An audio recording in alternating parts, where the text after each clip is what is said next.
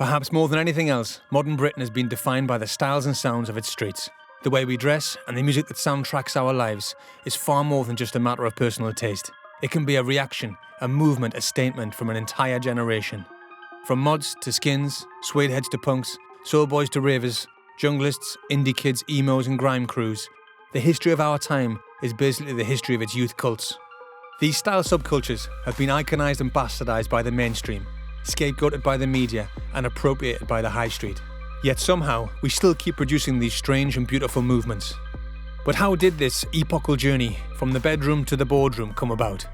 How did a few British kids, trying to look a bit different, come to impact culture in the way it did? How did our stylish nation take over the world? Stu Story Volume 1, I remember getting that. That was £5 at the time, but it's got everything on it. I paid £30 for that. That's probably what my week's wages was in 1983.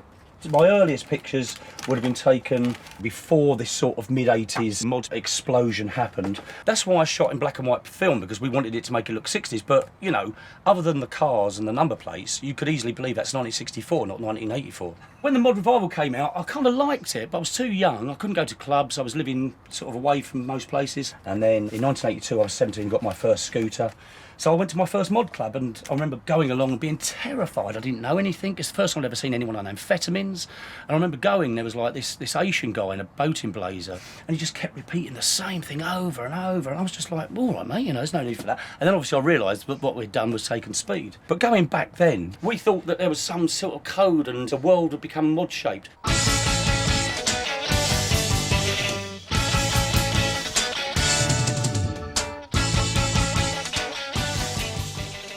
1980, a year zero for British youth culture.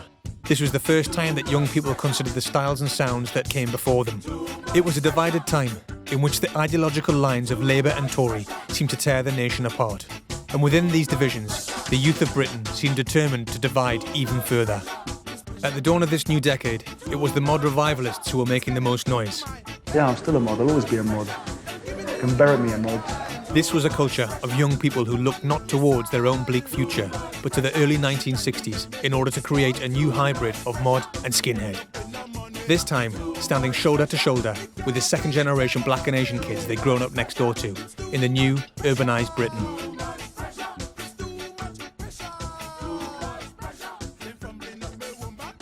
When I was about 14, we'd all sneaked in to see Quadrophenia. Anyway, I saw this thing on the screen come alive and recognise what it was as mod. I went into Bury one day and went in the bookshop, and there was a book there by a guy called Richard Barnes. I remember being so excited and so inspired because I just thought, God, these kids look so cool. And they were original 60s mods. And then I got more refined about it and started working out what mods would wear. So I was like so obsessed with the sort of look of it all. The appeal to me was something different that was probably about meeting kids that weren't from your school or they weren't from your town. Kids from my background were being bred to get on the production line, and you'd probably end up in, you know, overalls or something. You didn't want to go out at the weekend and look scruffy. The punk ethos did not appeal to me. The idea of having like dirty hair and filthy clothes was like, I can't look like that, I've got to look clean.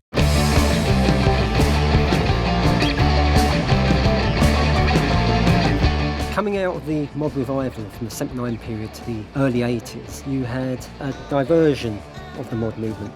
We're going out of a street tribe, which was, you know, Parker Boys, etc., into pure authenticity, a purist look at mod, looking back directly 20 years before. We were following this style that was perfection of mod.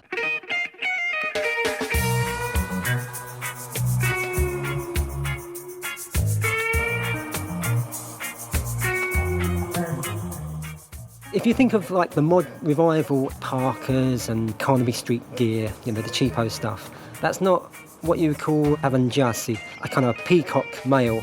You can't be a peacock in a Parker. You've got to start to tailor yourself up, because you look at the guys in that club and they're all starting to wear tailored gear. By 85, this group of guys and girls, they start to think, well, we're different from those people that call themselves mods. We started to be known as stylists. That's when the movement splits totally. We had tailors in Carnaby Street, we had our own personal tailors all around London, and we were all the same. We were all mad. We were the first people to really go back and take the image from the 60s and try and get that authenticity.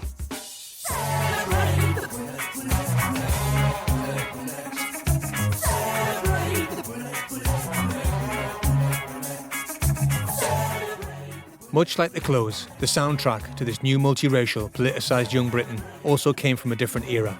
Ska, an infectious Jamaican pop sound that had been popular with the first wave of skinheads, was resurrected with a punk twist, as bands like The Specials and Madness captured hearts and minds with their tight haircuts and moon-stomped rhythms. Rude Boys was like a cult thing in Jamaica in the mid-60s, where people dressed really slick and they were like criminals, you know, it was like underground violence. But I mean, it was just a fashion. We all needed an identity, I mean, the music and the clothes, but I mean, with the label, it's a stronger thing, it's a whole movement.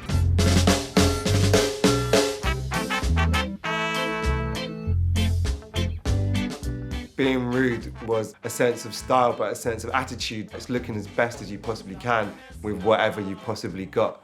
Post-World War II, you have every strata within Jamaican society which came over. You have regular folks, you have rude boys, and it was these men and women with their visual impact in terms of how they were dressed, how they would walk, how they would be, which became the influence on British disenfranchised youth looking at these other young people who are coming over and who are cutting the best kind of swag that they'd ever seen. In the early 60s, the young modernists would see these black guys at a dance and would want to emulate their style because they were doing something that was completely fresh. They took an essence of what Rude Boys were doing. People wanted to replicate this newness which was being put together in a way that British kids weren't putting it together. In the late 70s and in the early 80s, there was a lot of political unrest, but bands like The Selector and The Specials stood for something which was black and white coming together, and the whole time 2-Tone was about the two cultures getting together. Bands like that would reference Rude Boy in their lyrics, and Rude Boy in their attitude, and Rude Boy in the way that they would dress. Bands like The Specials and The Selector were very much about people getting together and supporting and sharing music and culture. Here it is, 1972. Extremely knackered, but that's because it's been used a lot.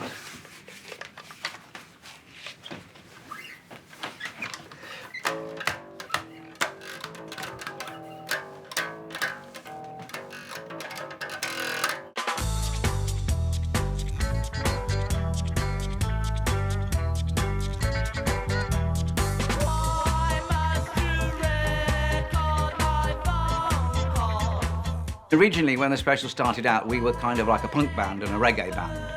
So we play a punk song and we play a reggae song. And it was like they were two separate bands and it kind of didn't work. And it was the same with how we looked. Whereas with Ska, it unified the music and it unified the image as well. Punk had a very specific image. It was that whole DIY ethic, but we were sort of like, okay, well, let's not do it like that. And so we looked back to the mod ethic of the 60s. If you like, it was ready-made for me. It's like, well, okay, this is what people used to wear back then. This is what The Specials will wear now. You could buy a second-hand tonic suit, loads of them, because all the old mods had all got too fat or decided not to be mods anymore. And that followed Jerry Joe Danner's vision of recycling, of sort of using sort of second-hand stuff. This is the wardrobe, all second-hand gear, very nice. Nice piece of Mohang.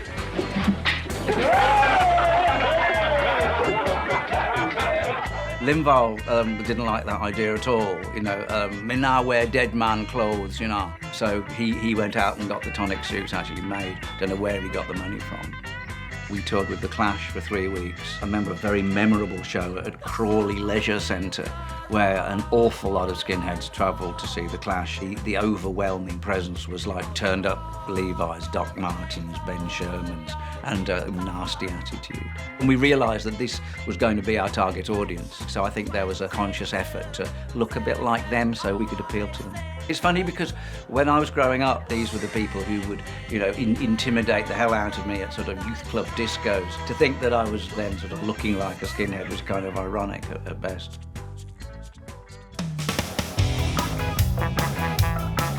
Just dancing around like this, rapping about being emotional, being sad, being a teenager. And we just kept on watching videos all night. We're just like, who's Young Lee?